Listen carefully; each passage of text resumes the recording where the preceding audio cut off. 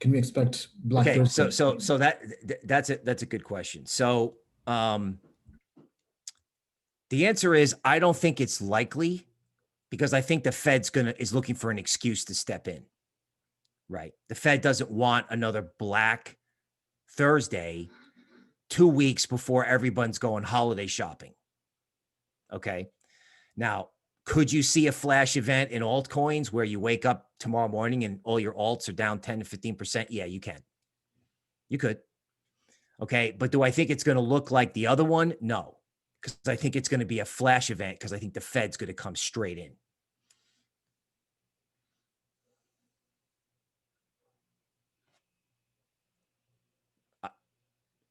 You're on mute. You're on mute. Sorry. So I was saying, does the presidency matter? Because we're kind of in limbo now. Oh, people. Well, guys, you know me. Yeah, the presidency matters. Okay. Let me give you some details, and you can just, boss, wave your hand or ping me via DM if I talk too much, right? So I'm understanding from the blogosphere, it's in the news that there was like the Million MAGA March yesterday. People outside maybe the Supreme Court with Trump flags. Okay. Which, I didn't see many Trump flags before the election. Now you're seeing a lot of them now. And then I heard Antifa was picking off, once the crowd dispersed and people were going to their cars, I heard, kind of the left-wing groups were picking on Trump supporters trying to get to their cars. So, and I've heard a variety of things about the election. Keep in mind, there's a runoff election in in Georgia, okay, which has a very diverse population, right? One group of people, one type of person lives in Atlanta, another type of people live in rural suburban Georgia. And that state was absolutely razor thin tied. So Trump is not conceding. We don't know who's got control of the Senate. And we don't know what happens if the people who support Trump decide to take to the streets in Washington, D.C. Right? Like those people, they're not like Antifa with like mace spray. That's a much more serious crowd in terms of armament and defense. I would argue one of the biggest reasons why the Fed may have to come in huge, because they're looking for an excuse, may not be the virus. It could be social disorder, right? Like imagine, I don't know if anybody remembers what happened in the city of Kenosha, right? So you had like basically police behavior that people didn't agree with and the whole city went up in flames.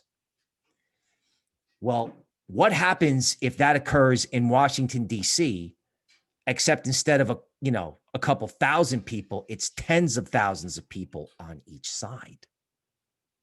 Now, look, I know I'm the guy on the show that says unusual, outside the box things, but folks, this is on the news. We don't have a president of the United States. Conservative courts, conservative judges appointed by Trump continue to throw out their lawsuits, yet he's still there.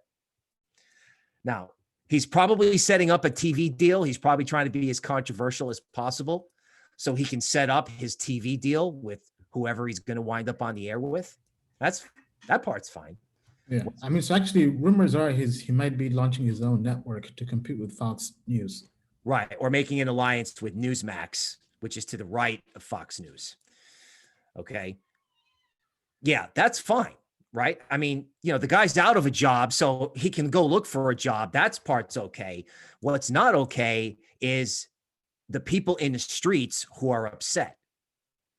Okay. I mean, I watch these two people these two groups yelling at each other. I mean, we're in crypto.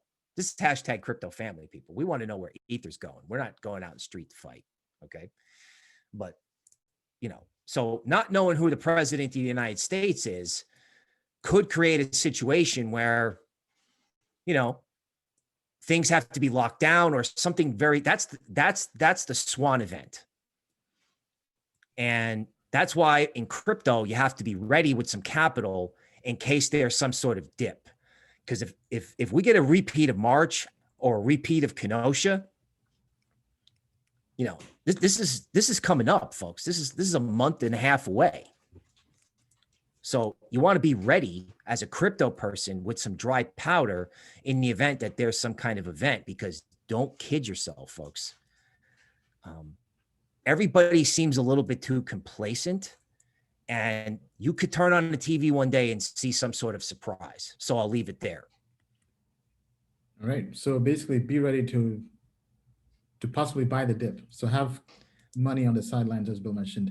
I think it's definitely a smart plan, especially last week on the show, we showed that our quant grade had half of its portfolio in cash, basically in stable coins. So if going back to the question that the person asked, if there's a crash, because the last crash that happened, our systems rated Bitcoin the highest it's ever been. Bitcoin had a score of 99% on Token Metrics, the highest it's ever been. That's when Bitcoin went below 4K. And we even lost customers because of that. They're like, this must be broken. Bitcoin is down 30%. Why is it telling us to buy? Next thing you know, Bitcoin's now at 16K. I mean, so those who went against the grain, those who went against the herd, made a killing. That's just with Bitcoin. Imagine altcoins, right? So, I mean, we keep on saying this a lot on the show, but you want to buy when everyone else is fearful, right? Because that's when you get the best deals as a value investor. If you're thinking long term, you want to buy when everyone is selling. And to be ready when that happens, you have to have money on the sidelines. All right. So tell us what you think. Do you think there will be a Black Thursday again as we enter this new vaccine world, this new second shutdown? Do you think this could happen in crypto as well? Tell us what you think down in the comments below.